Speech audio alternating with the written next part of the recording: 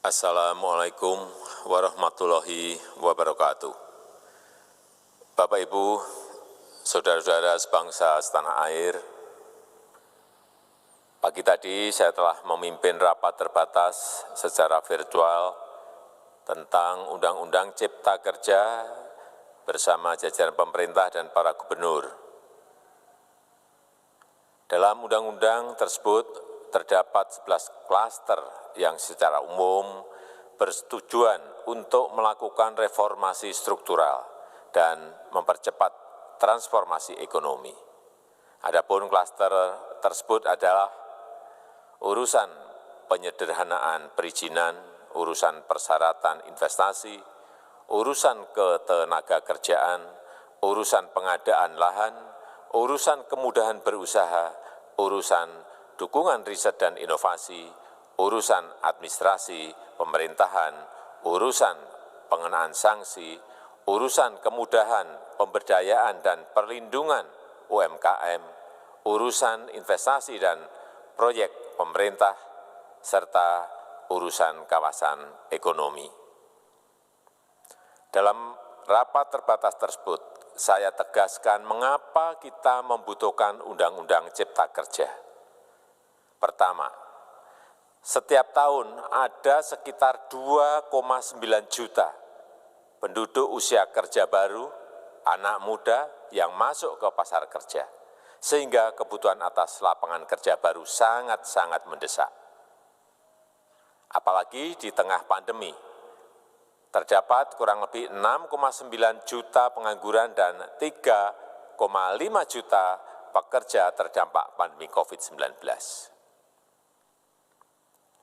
Dan sebanyak 87% dari total penduduk bekerja memiliki tingkat pendidikan setingkat SMA ke bawah, di mana 39% berpendidikan sekolah dasar, sehingga perlu mendorong penciptaan lapangan kerja baru, khususnya di sektor padat karya.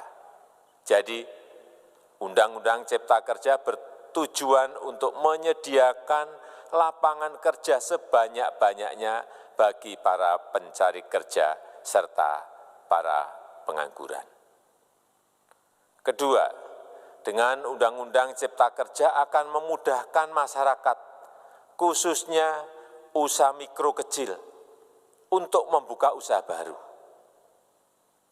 Regulasi yang tumpang tindih dan prosedur yang rumit dipangkas.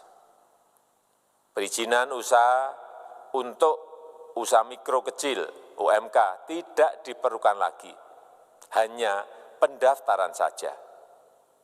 Sangat simpel. Pembentukan PT atau perseroan terbatas juga dipermudah. Tidak ada lagi pembatasan modal minimum. Pembentukan koperasi juga dipermudah. Jumlahnya hanya 9 orang saja. Koperasi sudah bisa dibentuk. Kita harapkan akan semakin banyak koperasi-koperasi di tanah air. UMK, usaha mikro kecil yang bergerak di sektor makanan dan minuman, sertifikasi halalnya dibiayai pemerintah, artinya gratis. Izin kapal nelayan penangkap ikan misalnya, hanya ke unit kerja Kementerian KKP saja. Kalau sebelumnya harus mengajukan ke Kementerian KKP, Kementerian Perhubungan, dan instansi-instansi yang lain. Sekarang ini cukup dari unit di Kementerian KKP saja. Ketiga, Undang-Undang Cipta Kerja ini akan mendukung upaya pencegahan dan pemberantasan korupsi. Ini jelas karena dengan menyederhanakan, dengan memotong, dengan mengintegrasikan ke dalam sistem perizinan secara elektronik, maka pungutan liar, pungli dapat dihilangkan. Namun, saya melihat adanya unjuk rasa penolakan Undang-Undang Cipta Kerja yang pada dasarnya dilatar belakangi oleh disinformasi mengenai substansi dari undang-undang ini dan hoax di media sosial. Saya ambil contoh, ada informasi yang menyebut tentang penghapusan UMP, upah minimum provinsi, UMK, upah minimum kota kabupaten, UMSP, upah minimum sektoral provinsi. Hal ini tidak benar, karena faktanya upah minimum regional, UMR, tetap ada. Ada juga yang menyebutkan bahwa upah minimum dihitung per jam. Ini juga tidak benar. Tidak ada perubahan dengan sistem yang sekarang. Upah bisa dihitung berdasarkan waktu dan berdasarkan hasil. Kemudian adanya kabar yang menyebutkan bahwa semua cuti sakit, cuti kawinan, cuti khitanan, cuti baptis, cuti kematian, cuti melahirkan, dihapuskan. Dan tidak ada kompensasinya. Saya tegaskan juga ini tidak benar. Hak cuti tetap ada dan dijamin. Kemudian apakah perusahaan bisa mem-PHK kapanpun secara sepihak? Ini juga tidak benar. Yang benar, perusahaan tidak bisa me-PHK secara sepihak. Kemudian juga pertanyaan mengenai benarkah jaminan sosial dan kesejahteraan lainnya hilang. Yang benar, jaminan sosial tetap ada. Yang juga sering diberitakan tidak benar adalah mengenai dihapusnya AMDAL, analisis mengenai dampak lingkungan. Itu juga tidak benar. AMDAL tetap ada. Bagi industri besar harus studi AMDAL yang ketat. Tetapi bagi UMKM lebih ditekankan pada pendampingan dan pengawasan. Ada juga berita mengenai Undang-Undang Cipta Kerja ini mendorong komersialisasi pendidikan. Ini juga tidak benar. Karena yang diatur hanyalah pendidikan formal di kawasan ekonomi khusus, di KEK.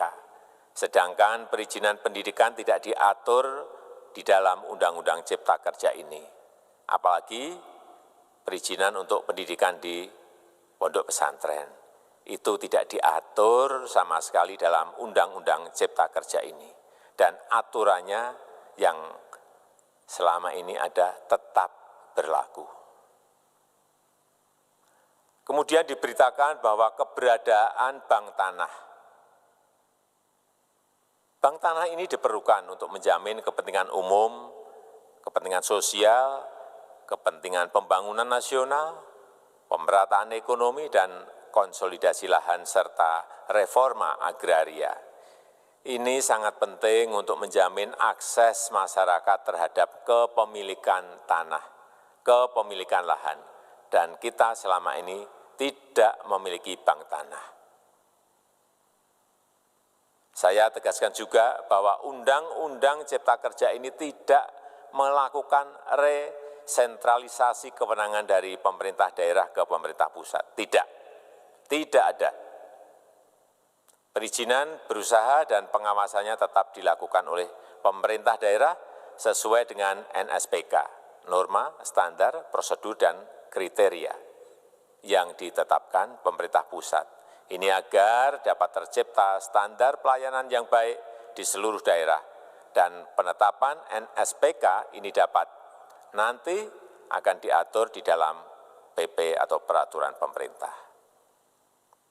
Selain itu, kewenangan perizinan untuk non-perizinan berusaha tetap ada di Pemda, sehingga tidak ada perubahan. Bahkan kita melakukan penyederhanaan, melakukan standarisasi jenis dan prosedur berusaha di daerah. Dan perizinan berusaha di daerah diberikan batas waktu. Ini yang penting di sini. Jadi ada service level of agreement. Permohonan perizinan dianggap disetujui bila batas waktu telah terlewati. Saya perlu tegaskan pula bahwa Undang-Undang Cipta Kerja ini memerlukan banyak sekali peraturan pemerintah atau PP dan peraturan presiden atau Perpres.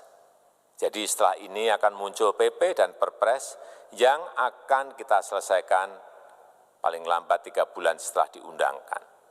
Kita pemerintah membuka dan mengundang masukan-masukan dari masyarakat dan masih terbuka usulan-usulan dan masukan dari daerah-daerah. Pemerintah berkeyakinan melalui Undang-Undang Cipta Kerja ini jutaan pekerja dapat memperbaiki kehidupannya dan juga penghidupan bagi keluarga mereka. Dan kalau masih ada, jika masih ada ketidakpuasan terhadap Undang-Undang Cipta Kerja ini, silahkan mengajukan uji materi atau judicial review melalui MK, Mahkamah Konstitusi. Sistem ketatanegaraan kita memang mengatakan seperti itu. Jadi, kalau masih ada yang tidak puas dan menolak, silahkan diajukan uji materi ke MK. Saya rasa itu yang bisa saya sampaikan pada kesempatan yang baik ini. Terima kasih. Wassalamualaikum warahmatullahi wabarakatuh.